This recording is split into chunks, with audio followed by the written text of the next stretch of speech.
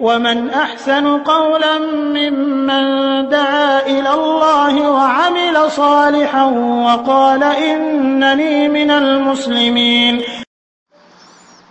আসসালামু আলাইকুম ওয়া রাহমাতুল্লাহি ওয়া বারাকাতুহু। আমাদের একজন ভাই প্রশ্ন করেছেন যে ইহরাম অবস্থায় অনেক সময় হাজিরা বাজার উমরা করতে আসেন, তারা একটি বেল্ট পরেন এবং ছোট্ট ব্যাগ থাকে যেটাতে জরুরি কাগজপত্র মোবাইল রাখেন, এটি রাখা যাবে কিনা? জি, এটি রাখা যাবে, এটি কোনো নিষিদ্ধর কিছুই নেই। কারণ আমরা একটা জিনিস সবসময় ভুল বুঝি, সেটা হলো ইহরাম অবস্থায় নিষিদ্ধ হলো লুবসুল মাখিত। তো মাখিতের অর্থ আমাদের বাংলা বইগুলোতে করা আছে সেলাইযুক্ত কাপড়, সেলাই করা কাপড়। আসলে অর্থ যাই করে, যে আমি বলছি না যে অর্থটা ভুল, কিন্তু আমাদের বোঝার ভুল। সেলাই করা কাপড় বলতে কি বোঝানো হয়েছে মাখিত বলতে? সেটা হলো যে হুয়া মা কানা আলা হাইয়াতিহি আল্লাতী ফুসিলা আলাইহা ওয়া খিতা কাল কমিস আও আলা বা'দিহি কাল ফানিলা ওয়াস সারাবিল। অর্থাৎ যেটা আপনার দেহের আকৃতিতে বানানো হয়, যেটা সেলাই করা হয়, যে কাপড় দিয়ে আপনার দেহের আকৃতিতে আপনার তৈরি করা হয়।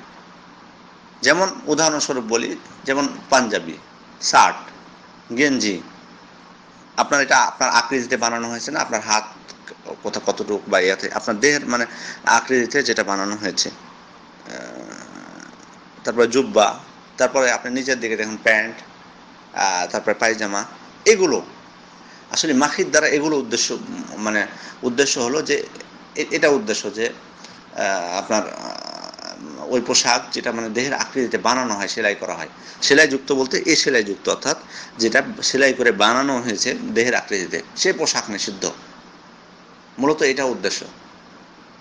কিন্তু যখন আমরা মানে সেলাইযুক্ত কাপড় বলি, তো অর্থ করে দিয়ে আর কিছু বুঝাই বলি না এই জিনিসটা, তখন অনেকে ভেবে থাকেন যে সেলাই করা থাকলে ওই কাপড় গায়ে উঠানোই যাবে না। কিন্তু আসলে বিদ্যানগর বলছেন যদি তার ইহরামের কাপড় না থাকে, ধরুন তার কাছে একটা মানে চাদর আছে, সেলাই করা চাদর, এমনি এমনি স্বাভাবিক, বা লুঙ্গি, তো স্বাভাবিকভাবেই মানে ওই মানে যে পোশাকই হোক না কেন, যে ইসলামের চাদর কাপড় না থাকে, তো সে যদি ওটা চাদরের স্টাইলে গায়ে দিয়ে দেয় তবুও তার হয়ে যাবে।